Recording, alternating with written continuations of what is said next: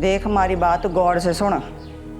जब तूने पुलिस से राबता करने की कोशिश की या तड़ा की ना, तो फिर इसकी जिम्मेदारी मारी ना होगी।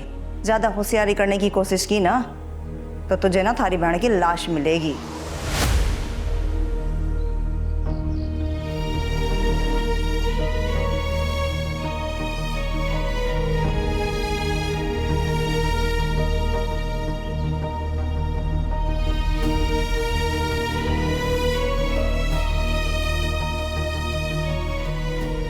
मुझे तुम्हारे दुख का अंदाजा है बेटा।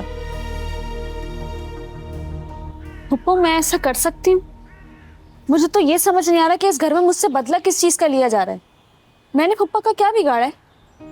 सबा जो भी हुआ मेरे लिए भी इतना ही तकलीफ दे है जितना तुम्हारे। गुस्से में आके शायद उनसे ये गलती हो गई हो, उन्हें माफ कर दो। कभी कभी ना बेटा मेरी जुबैर की समझ ही नहीं आती कि वो तुमसे इतना क्यों चिढ़ते हैं। पहले तो वो ऐसे नहीं थे। यकीन करें पप्पू, इस घर में रहने के लिए बहुत कुछ सहा है मैंने। मेरे किरदार पर मुसलसल कीचड़ उछाली गई है। मैं चुप रही, लेकिन अब जो हो रहा है इसके बाद मुझे इस घर में रहना चाहिए। आप खुद मुझे अपने दिल पर हाथ रख के बताएं पप्पू।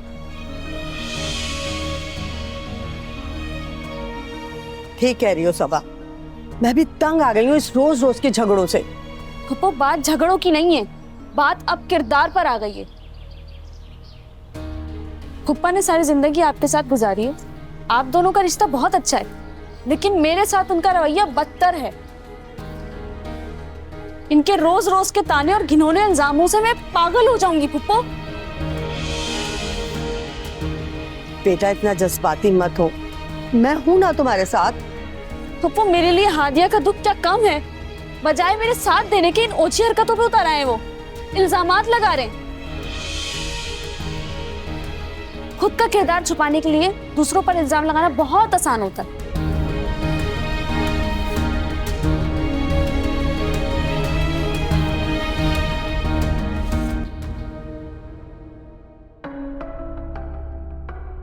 नजीर जी साहब।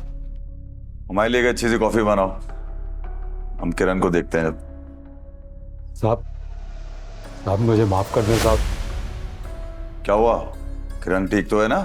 साहब बेगम साहबा की तबीयत तो ठीक है, वो सारा को लेकर अस्पताल गई है, उसकी तबीयत खराब है जी। क्यों अस्पताल लेके गई है भाई? वो जी सारा को बुखार था जी। सारा को बुखार था तो किरण अस्पताल लेके जाएगी, जाने से रोका क्यों नहीं तुमने?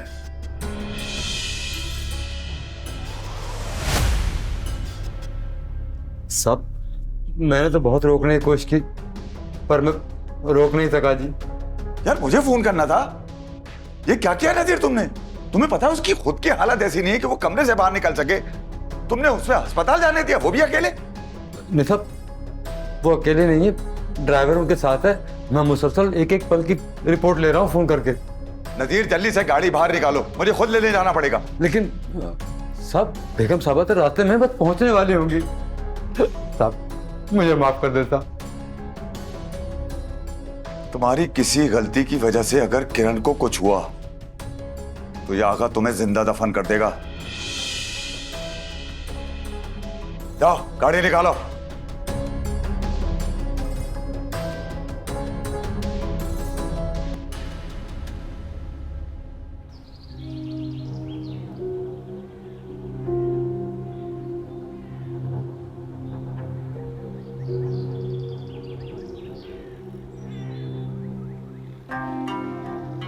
हाँ जरीना, अरे भाई मेरी क्या तबीयत पूछ रही हो? मेरी तबीयत तो तुम्हारे बेटे ने ऐसी की तैसी कर दी है। मैं यूं समझो आईसीयू में पड़ा हुआ हूँ।